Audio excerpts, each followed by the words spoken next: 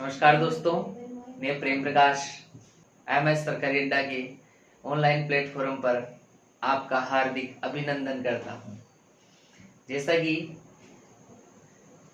कि अपन जो ये सीरीज चला रखे हैं महत्वपूर्ण प्रश्नों की जो श्रृंखला है, राजस्थान सरकार में आने वाली जो भी प्रतियोगी परीक्षाएं हैं या पूर्व बीएसटीसी है, पीटीटी है और कोई भी प्रतियोगी परीक्षा है, उनके लिए जो महत्वपूर्ण जो प्रश्न है वो अपने लिए लाभदायक रहने वाले हैं। ऐसे प्रश्नों की अपन एक महत्वपूर्ण जो सीरीज है वो चला रखे हैं। कल किसी कारणवश अपना ये जो सीरीज में ये भाग है ये नहीं हो पाया, आज से अपन उसको पुनः नियमित रूप से जारी रखेंगे। तो दोस्तों, यदि हमारे कंटेंट है आपको पसंद आ रहा है तो आप चैनल को सब्सक्राइब करें, लाइक करें और दोस्तों के साथ शेयर करें। देखते हैं आज की जो महत्वपूर्ण जो श्रृंखला का जो पार्ट है, जो भाग है, उसका पहला प्रश्न क्या है वो देखते हैं। भी पहला प्रश्न है, नवंबर 2020 में राजस्थान के मुख्यमंत्री ने अपनी तरह के पहले अंगदान स्मारक का वर्चुअल उद्घाटन कहां पर किया है? नवंबर 2020 में राजस्थान के मुख्यमंत्री ने अपनी तरह के पहले अंगदान स्मारक का वर्चुअल उद्घाटन कहां पर किया है? ऑप्शन है जोधपुर, जयपुर, जैसलमेर, कोटा। दोस्तों, जो ऑप्शन है वो है जोधपुर, जयपुर, जैसलमेर और कोटा। तो दोस्तों, ये जो प्रश्न है, इस प्रश्न का सही जो उत्तर है वो है जयपुर। दोस्तों, जयपुर में माननीय जो मुख्यमंत्री हैं वर्तमान में, माननीय मुख्यमंत्री अशोक जी गहलोत जो साहब हैं, उनके द्वारा अंगदान स्मारक का वर्चुअल उद्घाटन किया गया है नवंबर 2020 में। और कहां पर किया गया है? जयपुर में। और ये जो जयपुर में बनने वाला जो अंगदान स्मारक है, वो स्मारक भारत का पहला है। राजस्थान का तो पहला हो ही गया है, लेकिन ये साथ में भारत का पहला है। भारत का फर्स्ट अंगदान स्मारक है, जो कि अपने राजस्थान की जो राजधानी है जयपुर, वहां पर स्थित है। भारत का प्रथम है। तो दोस्तों, ये जो अंगदान स्मारक है वो जयपुर में स्थित है और भारत का प्रथम है। ध्यान रखना दोस्तों, ऐसे प्रश्न कई बार पूछे जाते हैं, करंट से भी जोड़ करके पूछ लिए जाते हैं। तो ये जो अंगदान स्मारक है जयपुर में स्थित है। अगला जो प्रश्न है वो है कि वर्तमान में राजस्थान में कौन सी संस्था उद्योगों के लिए मूलभूत सुविधाएं मुहैया कराती हैं? वर्तमान में राजस्थान में कौन सी ऐसी संस्था है जो उद्योगों के लिए, किसके लिए? उद्योगों के लिए मूलभूत जो सुविधाएं हैं उनको मुहैया कराती है? RIICO, DIC, RFC, Rajsico. दोस्तों, जो ऑप्शन है वो है रीको, डीआईसी, आरएफसी, राजसीको। तो दोस्तों, इस जो प्रश्न है इसका सही उत्तर है रीको। रीको सही उत्तर है।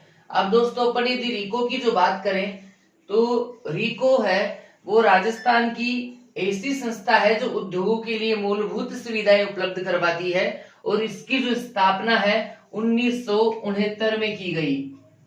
रीको की जो स्थापना है, इसकी स्थापना 1969 में की गई। इसका जो पूरा नाम है, रीको का जो फुल फॉर्म है वो है पूरा नाम राजस्थान, पूरा जो नाम है, पूर्ण नाम राजस्थान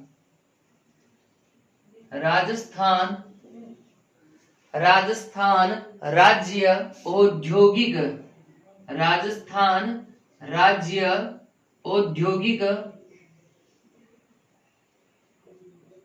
राजस्थान राज्य औद्योगिक विकास एवं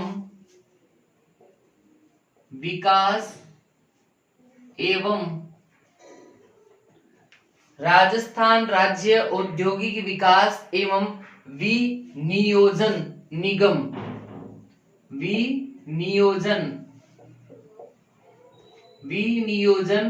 निगम। दोस्तों जो रिको जो है उसकी जो फुल फॉर्म है, पूरा जो नाम है वो है राजस्थान राज्य औद्योगिक विकास एवं विनियोजन निगम। इसकी जो स्थापना है वो 1969 में की गई, 1969 में 1969 में रिको की स्थापना की गई और ये वर्तमान में राजस्थान में ऐसी संस्था है जो उद्योगों के लिए मूलभूत सुविधाएं हैं वो मुहैया करवाती है, उपलब्ध करवाती है। रिको राजस्थान राज्य औद्योगिक विकास एवं विनियोजन निगम। निम्न में से किस पहाड़ी किले को यूनेस्को के विश्व धरोहर स्थल में शामिल नहीं किया गया है? ये जो अपने को ऑप्शन दिए गए हैं उनमें से बताना है कि कौन सा एक इनमें से एक ऐसा पहाड़ी किला है जो यूनेस्को के द्वारा जो विश्व धरोहर जो स्थल है उनमें शामिल नहीं किया गया है। तो दोस्तों जो ऑप्शन है उनमें है रणथंबोर। पहला जो ऑप्शन है वो है रणथंबोर, चित्तौड़गढ़, तारागढ़, कुंभलगढ़। दोस्तों ऑप्शन है रणथंबोर, चित्तौड़गढ़, तारागढ़, कुंभलगढ़। इस जो प्रश्न का सही जो उत्तर है वो है तारागढ़। अब दोस्तों कौन कौन से पहाड़ी किले हैं इनके अलावा भी, रणथंबोर, चित्तौड़ और कुंभलगढ़ के अलावा भी और भी कई जो पहाड़ी किले हैं उनको यूनेस्को के द्वारा विश्व धरोहर सूची में शामिल किया गया है। तो दोस्तों एक उनके लिए ट्रिक है चीकू, गाजर और आम। चीकू, गाजर, आम। अब चीकू से बनता है, ची से बनता है चित्तौड़गढ़। क्या बनता है दोस्तों? चित्तौड़गढ़। ची से चित्तौड़गढ़ बनता है, कू से बनता है कुंभलगढ़।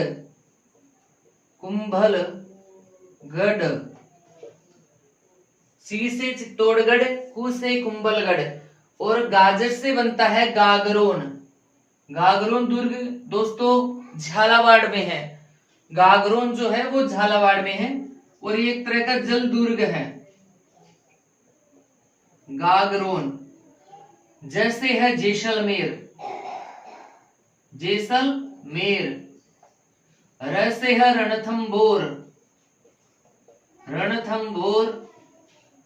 और आम से है आमेर। तो दोस्तों कुल 6 किले, पहाड़ी किले से हैं 6 जो यूनेस्को की विश्व धरोहर सूची में शामिल किए गए हैं। ट्रिक है चीकू, गाजर, आम। ची से चित्तौड़गढ़ है, कू से कुंभलगढ़ है, गा से गागरोन है, जै से जैसलमेर है और र से रणथंबोर है, आम से है आमेर। तो दोस्तों ये जो पहाड़ी किले हैं ये यूनेस्को की विश्व जो धरोहर जो स्थल है इसमें शामिल किए गए हैं। ये जो प्रश्न है कि इनमें से नहीं किया गया है वो बताना है, तो वह है तारागढ़, क्योंकि जो तारागढ़ है वो इस ट्रिक में नहीं है और न ही ये जो अपन इनकी पूरे नाम लिखे हैं ट्रिक के उनमें है। इसलिए ये जो प्रश्न है उसका सही जो नाम है, सही जो उत्तर है वो है तारागढ़। दोस्तों आगे का जो प्रश्न है वो है कि राजस्थान का यह स्थान जो अपने को बता रहे हैं आगे ऑप्शन में, उनके बारे में कहा गया है कि राजस्थान का यह स्थान जो पहले विराट नगर के नाम से जाना जाता था, यह विराट नगर से जाना जाता था, जहां पर पांडवों ने अज्ञातवास का एक वर्ष बिताया। आज यानी वर्तमान में किस नाम से जाना जाता है? राजस्थान का यह स्थान जो पहले विराटनगर के नाम से जाना जाता था, जहां पर पांडवों ने अज्ञातवास का 1 वर्ष बिताया, आज किस नाम से जाना जाता है? ऑप्शन है कोलायत, बेराट, नागदा या इनमें से कोई नहीं। कोलायत, बेराट, नागदा इनमें से कोई नहीं। तो दोस्तों इस प्रश्न का जो सही उत्तर है वो है बेराट। ये जो एक तरह की सभ्यता रही है, बेराट सभ्यता भी कहते हैं। महाभारत काल में इस नगर को विराट नगर के नाम से जानते थे। उस समय जो है राजा विराट हुआ करते थे महाभारत काल में, तो राजा विराट ने विराट नगर को बसाया। यह विराट नगर राजा विराट के नाम से ही जाना जाता है। विराट नगर वर्तमान में इसको बेराट भी कहते हैं, और ये जो जयपुर जिले के अंतर्गत वर्तमान में ये स्थान आता है विराट नगर। और यहाँ पर जो है बेराट सभ्यता भी स्थल है, और जो बाणगंगा जो नदी है उसका उद्गम जो है उत्पत्ति जो स्थल है वो विराट नगर या बेराट नगर की जो पहाड़ियां हैं वहां से बाणगंगा नदी का उद्गम है। बाणगंगा का मेला भी वहीं पर लगता है दोस्तों। और यह जो है अशोक जो सम्राट अशोक है उनका जो भाब्रू जो शिलालेख है, अशोक का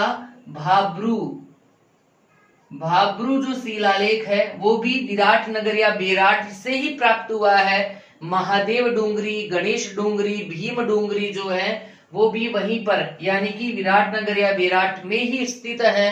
साथ में जो शंख लिपि है ना, भाब्रू जो शिलालेख है, शंख लिपि है, और बौद्ध जो मठ है ना, वो भी सब अपने को विराट नगर से ही मिला है। यहाँ बौद्ध संस्कृति के प्रमाण भी यहाँ से मिले हैं, शंख लिपि के प्रमाण भी यहाँ से मिले हैं। साथ में जो महान सम्राट जो अशोक रहे उनका जो भाब्रू जो शिलालेख है वो भी यहीं से प्राप्त होता है।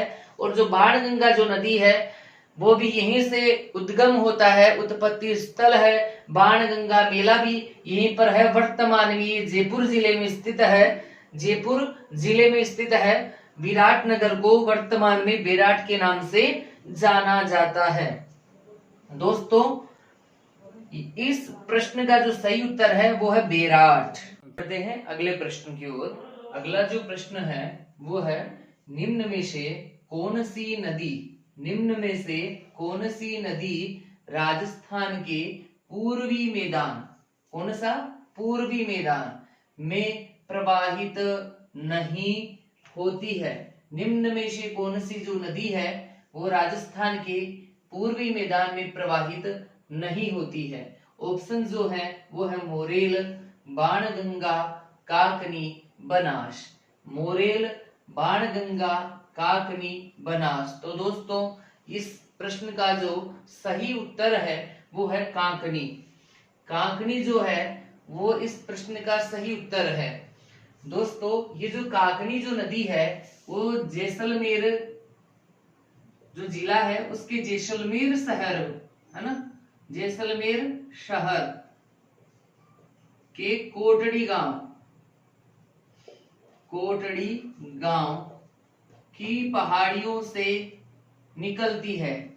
जो काकनी जो नदी है वो जैसलमेर शहर के कोटड़ी गांव की पहाड़ियों से निकलती है, और इस नदी की जो लंबाई है वो है 17 किलोमीटर, 17 किलोमीटर। जैसलमेर शहर के कोटड़ी गांव की पहाड़ियों से निकलकर ये बहती है ना, निकलती है, प्रवाहित होती है। इसकी लंबाई 17 किलोमीटर है, और इस नदी के द्वारा भुज झील का निर्माण किया जाता है। कौन सी नदी, कौन सी झील? भुज झील का निर्माण किया जाता है। और इस कांकनी नदी का ही जो अपर जो नाम है या दूसरा जो नाम है वो है कांकनेय नदी, कांकनेय या मसूरदी नदी, कांकनेय या मसूरदी नदी।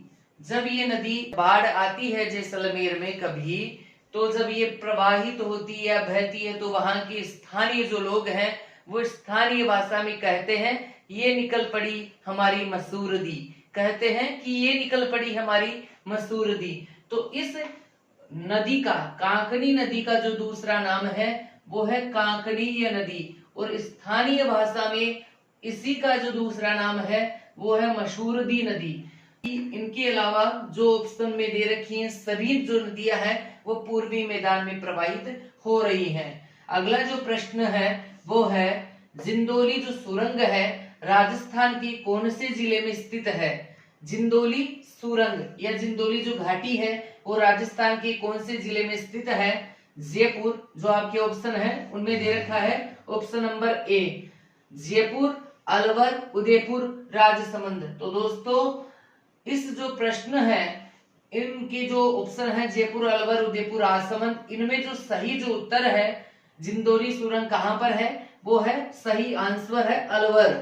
अलवर जो जिला है इसी में जिंदोली घाटी जो है, जिंदोली जो सुरंग है वह स्थित है अलवर जिले में। जैसे कि आपने सुना है जयपुर जिले में जब अपन आगरा रोड पर जाते हैं ट्रांसपोर्ट नगर के आगे, तो जब वहां पर आता है एक घाट की घूणी, घाट की घूणी आती है,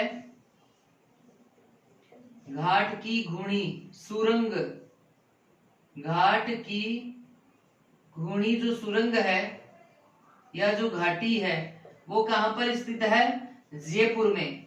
जयपुर में जो घाट की जो घूणी जो है वो तो है जयपुर में, और जो जिंदोली जो है, जिंदोली घाटी या जिंदोली जो सुरंग है वो है अलवर जिले में। तो इस प्रश्न का जो सही जो उत्तर है वो है अलवर। अलवर इस प्रश्न का सही उत्तर है। अगला जो प्रश्न है दोस्तों वो है बीकानेर का पहला राजा कौन था जिसने अकबर की अधीनता स्वीकार की। दोस्तों हमारा ये कंटेंट आपको यदि पसंद आ रहा है तो जो अपना चैनल है इसको सब्सक्राइब करें, लाइक करें, दोस्तों के साथ शेयर करें। दोस्तों जो अगला जो प्रश्न है वो है बीकानेर का पहला राजा कौन था जिसने अकबर की अधीनता स्वीकार की।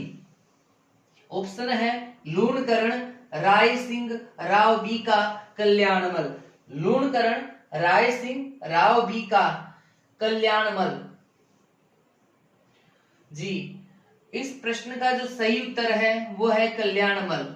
कल्याणमल जब नागौर दरबार जब लगा था 1570 में, है ना, जब मुगल शासक अकबर थे, सम्राट अकबर, है ना, तो उस समय 1570 में नागौर दरबार के दौरान 1570 में नागौर दरबार के दौरान राव कल्याणमल जो कि बीकानेर के शासक थे वो अपने पुत्र पृथ्वीराज और राय सिंह के साथ नागौर दरबार में उपस्थित होते हैं। राय सिंह और पृथ्वीराज के साथ, है ना, नागौर दरबार में उपस्थित होते हैं और अकबर की अधीनता है वो स्वीकार करते हैं और अकबर की सेवा में चले जाते हैं। ऐसा करने वाले कल्याणमल हैं वो बीकानेर राज्य के प्रथम नरेश थे, पहले राजा थे जो कि अकबर की अधीनता स्वीकार की। किसने? कल्याणमल ने। ये पहले राजा थे बीकानेर राज्य के।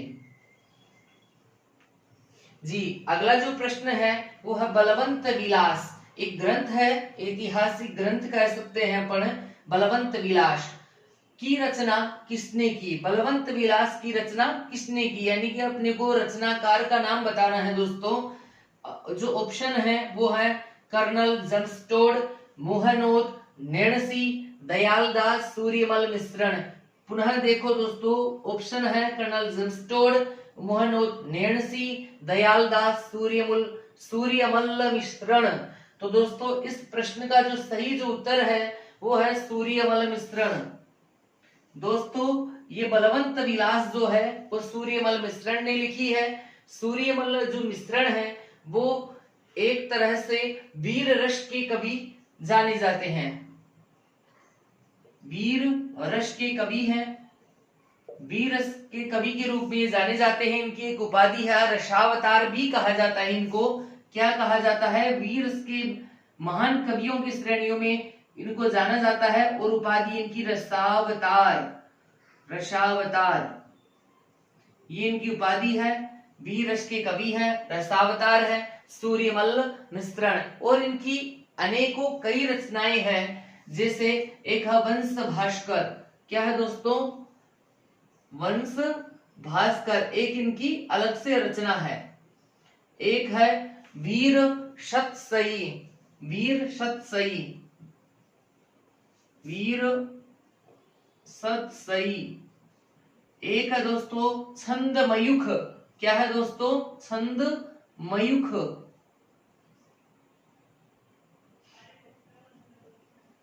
छंद मयूख।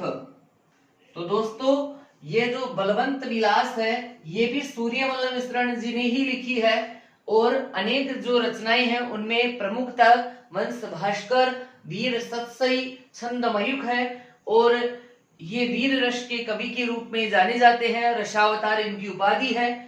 नाम है सूर्यमल्ल मिश्रण। दोस्तों अगला जो प्रश्न है, अगला प्रश्न है विक्रम संवत पंचांग जो होता है, विक्रम संवत जैसे कि वर्तमान में जो है विक्रम संवत जो है 2080 चल रहा है, 2080 जो है वो चल रहा है विक्रम संवत। तो जो पंचांग जो बनते हैं उनके अनुसार पूछा जा रहा है 2080 विक्रम संवत चल रहा है, और उसी पंचांग के अनुसार ये प्रश्न पूछा जा रहा है कि विक्रम संवत पंचांग के अनुसार जो शीतला अष्टमी है वो किस दिन बनाई जाती है?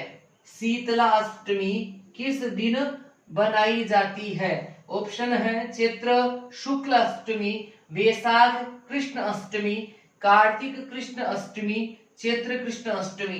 दोस्तों पुनः एक बार आप ऑप्शन देखें, थोड़ा दिमाग लगाएं, क्योंकि चैत्र अष्टमी दोनों जगह लिख रखा है, केवल शुक्ल और कृष्ण का फर्क है। देखें, ध्यान पूर्वक देखें, मन को एकाग्र करके यहाँ पर इस प्रश्न के बारे में सोचें कि उत्तर कौन सा हो सकता है।